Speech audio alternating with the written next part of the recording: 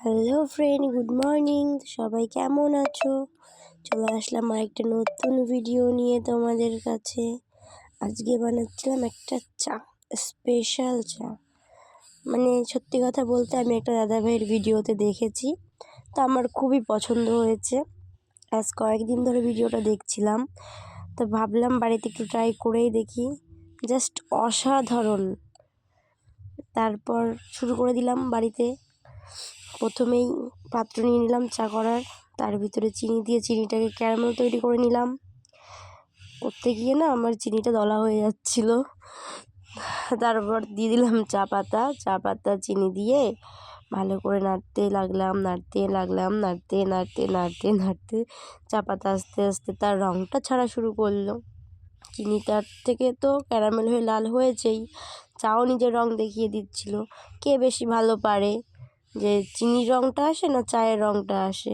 দুজনে মারামারি করতে এর মাঝখানে আবার চলে গেল আরেকজন, সেও নাকি এদের সঙ্গে মারামারি করবে।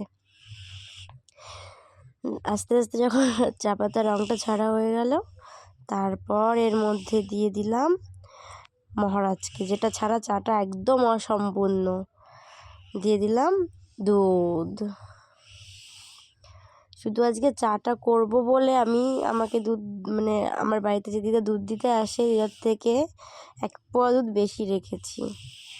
দিদা বলছে কি করে খাবি? বলছি কিছুই রান্না করে খাবো না। কি করে বলবো যে চা করে খাবো? তাহলে তো বকা দেবে না।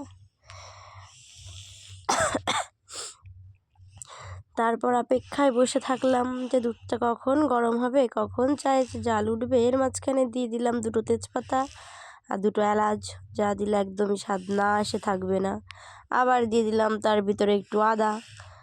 শীতের টাইমে এত সুন্দর চা না খেলে হয় নাকি? দাদাভাইয়ের ভিডিওটা দেখে তো আমার মন সেই দিন থেকে উড়ু ছিল, কখন বানাবো কখন চাটা খাবো।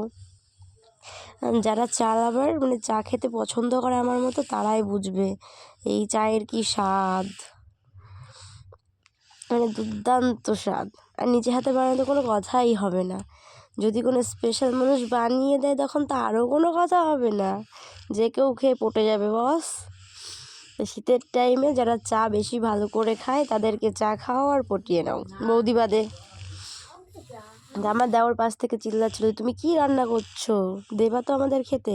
আচ্ছা হ্যাঁ, তুই তো চাটা খাস না, আয় তো একটু খেয়ে যা। খেয়ে তো বলছে যে কাপ ভেঙে খেতে পারলে ভালো হতো, এত সুন্দর টেস্ট হয়েছে চায়ের। থ্যাংক ইউ দাদা এত সুন্দর ভিডিওটা দেওয়ার জন্য, অনেক অনেক থ্যাংক ইউ তোমাকে।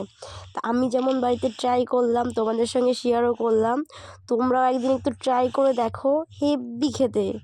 মানে দোকানের চা ভুলে যাবে বাড়িতে বানিয়ে খেলে পরে। তো টাটা সবাইকে।